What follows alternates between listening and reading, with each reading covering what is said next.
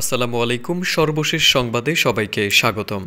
নির্বাচনের road map নিয়ে বিএনপির প্রত্যাশা পূরণ হয়নি বললেন সালাউদ্দিন আহমেদ।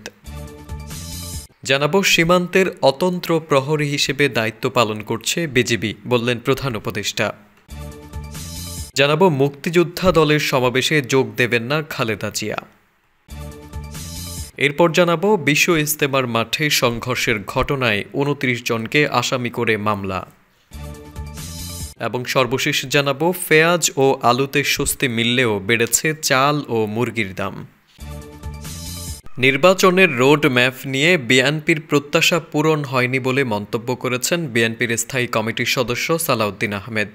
রাজধানীর বনানীর কড়াইল এলাকায় জিয়াউর রহমান ফাউন্ডেশনের উদ্যোগে মেডিকেল ক্যাম্পের উদ্বোধনী অনুষ্ঠানে এ মন্তব্য করেন তিনি।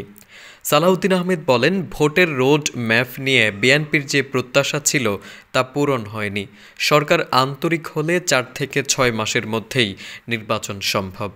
এ সময় গণতান্ত্রিক যাত্রায় কোনো প্রকার কৌশল প্রয়োগ না করতে অন্তর্বর্তী সরকারের প্রতি অনুরোধ জানান বিএনপির এই নেতা। সরকারের উদ্দেশ্যে বলেন, জনগণের ভোটের অপেক্ষায় আছে, তাই যত দ্রুত সম্ভব সংস্কার কাজ সেরে ভোটের আয়োজন করতে হবে। সালাউদ্দিন আহমেদ আরও বলেন, সরকারের বিভিন্ন সংস্থার ব্যর্থতায় সীমান্ত পাড়ি দিয়ে ফ্যাসিবাদের অনেক দোসর পালিয়ে গেছে। দোসরদের পালাতে যারা সহযোগিতা করেছে তাদের চিহ্নিত করতে হবে। তত্ত্বাবধায়ক সরকার ব্যবস্থা সংবিধানে পুরোপুরি ফিরে আসা দেশ ও জাতির জন্য ইতিবাচক বলে জানান তিনি। এদিকে অন্তর্বর্তী সরকারের প্রধান উপদেষ্টা ডক্টর মোহাম্মদ ইউনুস বলেছেন, স্বাধীনতা পরবর্তী সময়ে দেশের ভৌগোলিক অখণ্ডতা ও সার্বভৌমত্ব অক্ষুণ্ণ রাখার পাশাপাশি সীমান্ত সুরক্ষা, চোরাচালান রোধ, মাদক ও নারী শিশু পাচার রোধে বর্ডার গার্ড বাংলাদেশ সীমান্তের অতন্ত্র প্রহরী হিসেবে দায়িত্ব পালন করে যাচ্ছে। শুক্রবার বর্ডার গার্ড বাংলাদেশ দিবস উপলক্ষে দেওয়া এক বাণীতে তিনি এসব কথা বলেন। বাহিনীর সব সদস্যকে আন্তরিক শুভেচ্ছা ও অভিনন্দন জানিয়ে ডক্টর ইউনুস বলেন, বর্ডার গার্ড বাংলাদেশ একটি ঐতিহ্যবাহী প্রতিষ্ঠান। আমাদের মহান মুক্তিযুদ্ধে এ বাহিনীর ভূমিকা অবিস্মরণীয়। মুক্তিযুদ্ধে অসামান্য বীরত্বের জন্য এ বাহিনীর দুজন বীরশ্রেষ্ঠ ল্যান্স নায়ক নূর মোহাম্মদ শেখ এবং ল্যান্স নায়ক মুন্সি আব্দুর রব সহ ১১৯ জন মুক্তিযোদ্ধা সদস্য খেতাবপ্রাপ্ত হয়েছেন। মহান মুক্তিযুদ্ধে এ বাহিনীর ৮১৭ জন অকুত ভয় সদস্য তাদের জীবন উৎসর্গ করে বিজিবির ইতিহাসকে মহিমান্বিত করেছেন। তিনি বলেন, জুলাই আগস্টে ছাত্র শ্রমিক জনতার গণ অভ্যুত্থান পরবর্তী সময়ে সীমান্তবর্তী এলাকাসহ সারা দেশে আইন শৃঙ্খলা পরিস্থিতি নিয়ন্ত্রণে এবং সাম্প্রতিককালে দেশের দক্ষিণ পূর্বাঞ্চলে ভয়াবহ বন্যা পরিস্থিতি মোকাবেলায় বিজিবির ভূমিকা সর্বমহলে প্রশংসিত হয়েছে। প্রধান উপদেষ্টা বলেন, বিজিবির সদস্যরা দেশের স্বাধীনতা ও সার্বভৌমত্ব সমুন্নত রাখতে সর্বোচ্চ দেশপ্রেম, নিষ্ঠা, আন্তরিকতা ও পেশাদারিত্বের সঙ্গে দায়িত্ব পালন করবেন, এটাই সবার প্রত্যাশা। সবশেষে ডক্টর ইউনুস বর্ডার গার্ড বাংলাদেশের সার্বিক সাফল্য এবং উত্তরোত্তর সমৃদ্ধি কামনা করেন। এদিকে বিএনপি মহাসচিব মির্জা ফখরুল ইসলাম আলমগীর জানিয়েছেন, অসুস্থতার কারণে বিএনপি চেয়ারপারসন বেগম খালেদা জিয়া শনিবার বাংলাদেশ জাতীয়তাবাদী মুক্তিযোদ্ধা দলের সমাবেশে যোগ দিতে পারছেন না। বৃহস্পতিবার দলের চেয়ারপারসনের গুলশান কার্যালয়ে এক সংবাদ সম্মেলনে একথা জানান তিনি। মির্জা ফখরুল বলেন, তিনি গত পরশু রাত থেকে অসুস্থ। চিকিৎসকদের পরামর্শে তার সমাবেশে অংশ নেওয়া বাতিল করা হয়েছে। ২১ ডিসেম্বরের অনুষ্ঠানে খালেদা জিয়ার প্রধান অতিথি হিসেবে উপস্থিত থাকার কথা ছিল। এর আগে গত ১৫ ডিসেম্বর জাতীয়তাবাদী মুক্তিযোদ্ধা দলের সভাপতি সৈয়দ ইশতিয়াক আজিজ গণমাধ্যমকে জানান, মহান বিজয় দিবস উপলক্ষে ২১ ডিসেম্বর আমরা মুক্তিযোদ্ধা সমাবেশের আয়োজন করেছি। সেখানে প্রধান অতিথি হিসেবে উপস্থিত থাকবেন বেগম খালেদা জিয়া। গত ৫ আগস্ট শেখ হাসিনার পতনের পর খালেদা জিয়া সাজামুক্ত হন। গত ৭ আগস্ট নয়াপল্টনে বিএনপির সমাবেশে ভার্চুয়ালি অংশ নিয়ে বক্তব্য রেখেছিলেন নেতাকর্মীদের উদ্দেশ্যে। এরপর গত ২১ নভেম্বর সশস্ত্র বাহিনী দিবসের দিন সশস্ত্র বাহিনী বিভাগের আমন্ত্রণে সেনাকুঞ্জে সশস্ত্র বাহিনীর সংবর্ধনা অনুষ্ঠানে যোগ দিয়েছিলেন সাবেক প্রধানমন্ত্রী খালেদা জিয়া। দীর্ঘ প্রায় ৭ বছর পর এটিই ছিল খালেদা জিয়ার প্রথম সশরীরে কোনো অনুষ্ঠানে যোগ দেওয়া। উল্লেখ্য ২০১৮ সালের ফেব্রুয়ারিতে সবশেষ প্রকাশ্যে রাজনৈতিক কর্মসূচিতে অংশ নিয়েছিলেন খালেদা জিয়া। এদিকে গাজীপুরের টঙ্গীতে বিশ্ব ইজতেমা মাঠ দখলকে কেন্দ্র করে তাবলিগ জামায়াতের জুবায়ের ও সাদপন্থীদের মধ্যে সংঘর্ষের ঘটনায় মামলা দায়ের করা হয়েছে। এতে ২৯ জনের নাম উল্লেখসহ অজ্ঞাত পরিচয় কয়েকশ জনকে আসামি করা হয়েছে। বৃহস্পতিবার মাওলানা জুবাইরের অনুসারী ও কিশোরগঞ্জ জেলার আলমি সুরার সাথী এস.এম. আলম হোসেন টঙ্গী পশ্চিম থানায় এই মামলা করেন। মামলার উল্লেখযোগ্য আসামিদের মধ্যে রয়েছেন সাদ অনুসারীদের প্রধান মুরব্বী সৈয়দ ওয়াসিফুল ইসলাম, তার ছেলে ওসামা ইসলাম আনু, আবদুল্লাহ মনসুর, কাজী এরতেজা হাসান, মুয়াজ বিন নূর, জিয়া বিন কাসেম, আজিমউদ্দিন, আনোয়ার আবদুল্লাহ, শফিউল্লাহ প্রমুখ।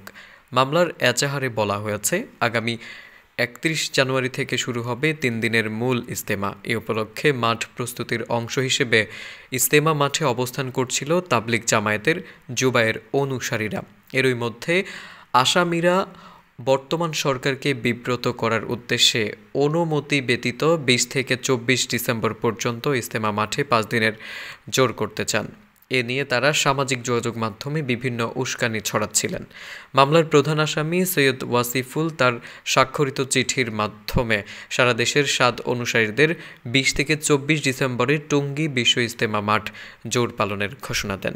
এই উপলক্ষে হাজার হাজার সাদ অনুসারী মুসল্লি গত মঙ্গলবার সন্ধ্যার পর থেকে ইজতেমা মাঠের চারপাশে জড়ো হন।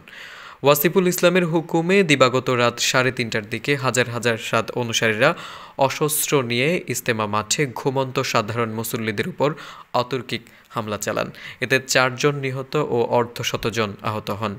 এ বিষয়ে টঙ্গী পশ্চিম থানার ভারপ্রাপ্ত কর্মকর্তা ইস্কান্দার হাবিবুর রহমান গণমাধ্যমকে বলেন, সংঘর্ষ ও নিহত হওয়ার ঘটনায় জুবায়ের অনুসারীরা প্রথমে এজাহার দায়ের করেন, পরে সেটি যাচাই বাছাই শেষে গতকাল রাত ১০টার দিকে মামলা হিসেবে রুজু হয়।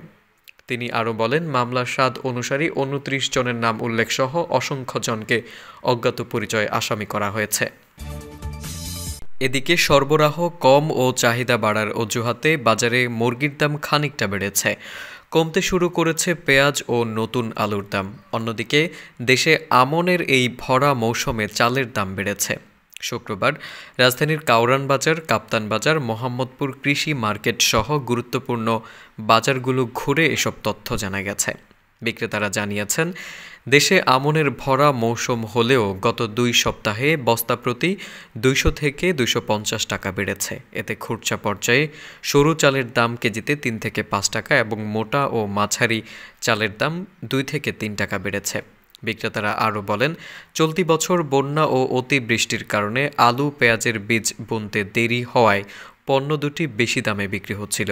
এখন নতুন পেঁয়াজ ও আলু আসতে শুরু করায় দাম কমেছে।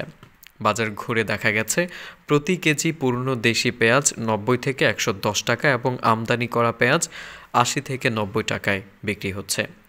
মুড়ি কাটা পেঁয়াজ ৭০ থেকে ৮০ টাকা, পাতা সহ পেঁয়াজ ৫০ থেকে ৬০ টাকা কেজি দরে বিক্রি হচ্ছে। অন্যদিকে নতুন আলু সরবরাহ বাড়ায় দাম ১০ থেকে ২০ টাকা পর্যন্ত কমেছে। বর্তমানে নতুন ও পুরনো উভয় ধরনের আলু ৬০ থেকে ৭০ টাকা দরে বিক্রি হচ্ছে। এদিকে বেশ কয়েক সপ্তাহ ধরে বাজারে বোতলজাত সোয়াবিনের সংকট ছিল। ৯ ডিসেম্বর সোয়াবিন তেলের দাম লিটারে ৮ টাকা বাড়ানো হয়, তবুও সংকট কাটেনি। কাউরান বাজারের মুদি বিক্রেতা মোহাম্মদ আকন বলেন, ভোজ্য তেলে কোম্পানিগুলো তেল সরবরাহ করছে না, যা পাচ্ছি তা চাহিদার তুলনায় অনেক কম। কিছুটা স্বস্তি পাওয়া যাচ্ছে সবজির বাজারে। প্রতি পিস ফুলকপি বিক্রি হচ্ছে ৪০ টাকায়, প্রতি পিস বাঁধাকপি বিক্রি হচ্ছে ৪০ টাকায়, প্রতি কেজি নতুন টমেটো বিক্রি হচ্ছে ১৪০ টাকায়, মূলা প্রতি কেজি ৩০ টাকায়, লম্বা বেগুন প্রতি কেজি ৬০ টাকায়, গাজর প্রতি কেজি ৮০ টাকা সহ বেশ কয়েকটি সবজির দাম কমতে শুরু করেছে। এখন মাঝারি সাইজের রুই মাছ বিক্রি হচ্ছে প্রতি কেজি ২৫০ থেকে ২৮০ টাকায়, কেজি প্রতি বড় সাইজের চাষের পাঙ্গাস ২০০ টাকা, তেলাপিয়া ২১০ টাকা, কই ২০০ টাকা, শিং ৪০০ থেকে ৪৫০ টাকা দরে বিক্রি হচ্ছে। পাবদা ৩৫০ থেকে ৪০০ টাকা, চিংড়ি ৬০০ টাকা, দেশি পাঁচমিশালি ছোট মাছ ৫০০ টাকায় বিক্রি হচ্ছে। এছাড়া ধরন বেঁধে প্রতি কেজি সিম 40 থেকে 80 টাকায় বিক্রি হচ্ছে। করলা 60 থেকে 80 টাকা, পেঁপে 50 টাকা, লাউ 50 থেকে 60 টাকায় বিক্রি হচ্ছে। দর্শক, এই ছিল এখন পর্যন্ত। পরবর্তী সংবাদ পেতে চ্যানেলটি সাবস্ক্রাইব করুন।